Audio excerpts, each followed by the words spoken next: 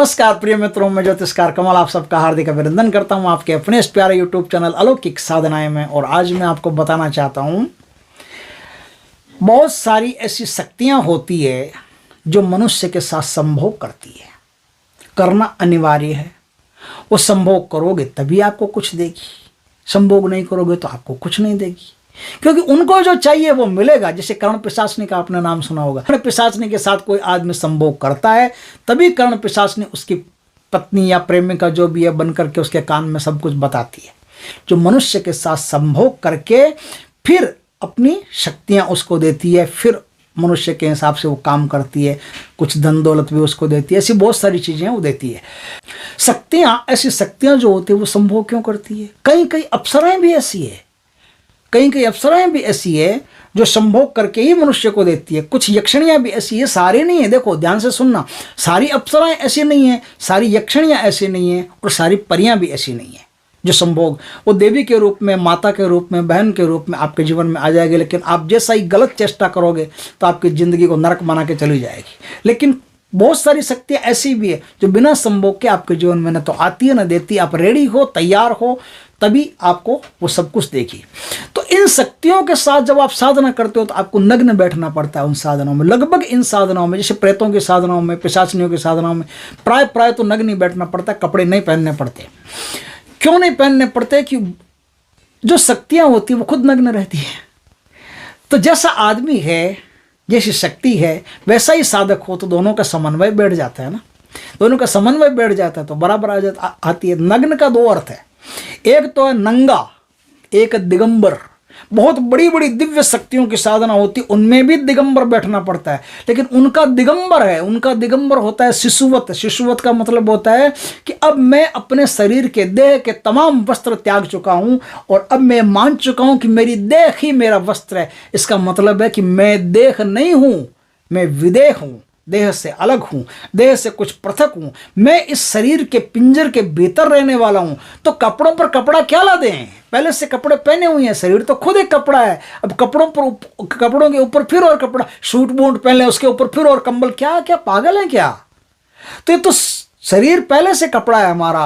हम तो सदचित आत्मा हैं, हम कपड़ों का क्या करेंगे? इसलिए शरीर हमारे लिए कपड़े से बराबर कुछ नहीं है।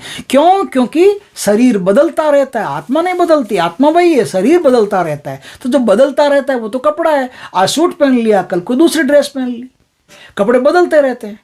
तो एक अवस्था वो होती है जब साधक ये मान लेता है कि मेरे शरीर वस्त्र हैं और अब मुझे और अन्य वस्त्रों की आवश्यकता नहीं। तो वो अबोध शिशुवत होकर के अपने परमात्मा को, अपने ईश्वर को, अपने इष्ट को याद करता है। तो उसे भी उसको साधना भी जल्दी शीघ्र सिद्ध होती है। क्यों सिद्ध होती है? इसलिए सिद्ध होती है क्योंकि उसने अपने भीतर शिशुवत अवस्था को प्राप्त कर लिया है। और शिशु को कौन प्यार नहीं करता?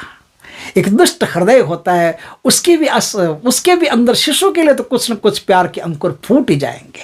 कोई खूबसूरत सा, सुंदर सा शिशु उसके सामने बैठा हो, उसके लिए भी थोड़े से अंकुर फूट जाएंगे प्यार के ना। तो शिशु से इतनी बड़ी शक्तियां तो शिशु से प्यार करेगी। तो आप शिशु अवस्था में बन जाओगे तो वो प्यार करती है। इसलिए कई साधनों में नग्न बैठना पड़ता है, लेकिन कई साधनों में दिगंबर बैठना पड़ता है, लेकिन कई साधनों में नग्न बैठना पड़ता है। अब नग्न और दिगंबर में फर्क है। नग्न और दिगंबर में फर्क यह है कि नग्न, जिस साधना में आप नग्न बैठो, जैसे प्रेतों, पिशाचनियों की साधना है, कुछ यक्षिणियों की साधना है जो नग्न होती है, नंगी होती है, तो उसमें क्या होता है कि जब वो आती है तो उसके साथ संभोग करना पड़ता है, या फिर मनुष्य को अपना वीर्य उसको पिलाना पड़ता है। दीपक में वीर्य की कुछ बूंदे डाल करके उसको पिलाना। जैसे साधना खत्म हो जाती है, जैसे कोई प्रेतनियों की ऐसी साधनाएं होती है। साधना हो गई, आपकी मंत्र जाप पूरे हो गए, साधना पूरी हो गई, अब आप हस्त मैथुन करके और जो दीपक जलाया वो उस दीपक में वीर्य की कुछ बूंदे डालनी पड़ती है। तब क्या करती है? अब ये क्यों डालनी पड़ती है, ये क्यों होता है, ये प्रक्रम को अपन थोड़ा समझ लेते हैं। इसलिए समझ लेते हैं कि जो शक्तियां आप प्रेत अवस्था में या ऐसी किसी अवस्था में ना, वो भी कभी मनुष्य थी, और मनुष्य के साथ संबंध बनाने में, अपनी योनि के साथ संबंध बनता ही नहीं है उनका। प्रेतनी प्रेत से क्या संबंध बनाएगी? उसका भी शरीर नहीं, इसका भी शरीर नहीं, उसके भी अंदर वीर्य नहीं, इसके अंदर रज नहीं, कुछ नहीं। प्रेतनी के अंदर कुछ है नहीं। अगर प्रेत किसी स्त्री के साथ संबंध बनाता है तो उसके अंदर कोई वीर्य थोड़ी छोड़ता है अपना। कोई स्त्री कोई प्रेत ने अगर किसी के साथ संभोग बनाती है और संभोग शारीरिक संबंध बनाती है तो उसका कोई रस थोड़ी निकलता है, कुछ नहीं निकलता, उसका कोई रस थोड़ी निकलेगा। लेकिन उसको जो आनंद की प्राप्ति आएगी वो मनुष्य योनि से ही आएगी, क्योंकि मनुष्य योनि की यादें उसके अंदर तरोताजा है। मनुष्य योनि को बार बार टच करना चाहती है, छूना चाहती है, लेकिन उसके हाथ की बात नहीं है। मनुष्य योनि को बार बार छूना चाहती है, लेकिन उसके बस की बात नहीं है, क्योंकि मनुष्यों के बीच और प्रेतों के बीच में प्रकृति ने पर्दे डाल रखे हैं। जब तक कोई मनुष्य उनको बुलाता नहीं है या कोई मनुष्य उनकी दुनिया में चला नहीं जाता है गलती से कैसे भी, तब तक प्रेत और मनुष्य का कोई संबंध नहीं हो सकता। प्रेत और मनुष्य का संबंध होता है तो प्रेत मनुष्य बनना चाहता है और मनुष्य प्रेत से शक्तियां सिद्धियां लेना चाहता है।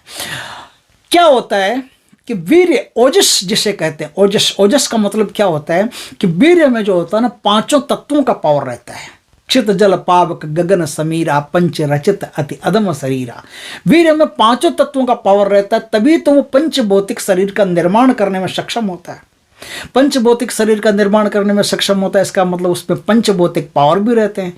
तो पंच भौतिक पावर वो प्राप्त करती है ना, तो पंच भौतिक पावर प्राप्त करने से उनको क्या है, मनुष्य के जो नीचे की ग्रंथियां, नीचे के जो चक्र हैं, उन चक्रों में प्रवेश, यानी मूलाधार चक्र में प्रवेश करती है। और मूलाधार चक्र में क्या होता है, मूलाधार चक्र में मनुष्य की आज तक की जन्मों जन्मों की यादें पड़ी होती है।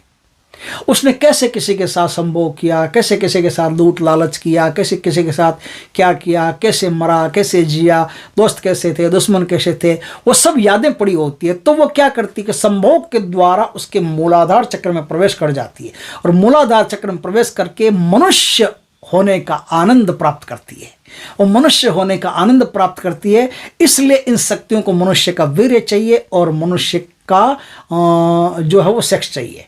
इसलिए शक्तियां मनुष्य के साथ इस प्रकार के कर्म करती है। तो 2 प्रकार की बातें आज मैंने आपको बताई है कि एक तो नग्न और दिगंबर में क्या फर्क होता है, और एक जो पैशाचिक शक्तियां होती है या ऐसी शक्तियां होती है जो साधक के साथ संभोग क्यों करती है, दोनों का मैंने उत्तर दिया। ऐसी बातें कभी कभी करते रहना चाहिए, ताकि क्या होता है कि जो साधक गण होते हैं, मूर्खों को तो समझ में नहीं आएगा, वो तो अभी देख लेना, आप वीडियो देखना, उल्टे सीधे कमेंट करेंगे, लेकिन साधकों के अच्छी तरह से समझ में आएगा कि क्या होता है, क्यों होता है, कैसे होता है। तो दोस्तों वीडियो अच्छा लगे तो लाइक करना, कमेंट करना, शेयर करना, पहली बार हमारे चैनल पर चैनल को सब्सक्राइब करना, पास में जो बेल आइकॉन का बटन है वो दबा देना, ताकि हमारी ज्ञानवर्धक जानकारीपूर्ण वीडियो सबसे पहले आपके पास आ सके। जय श्री कृष्ण।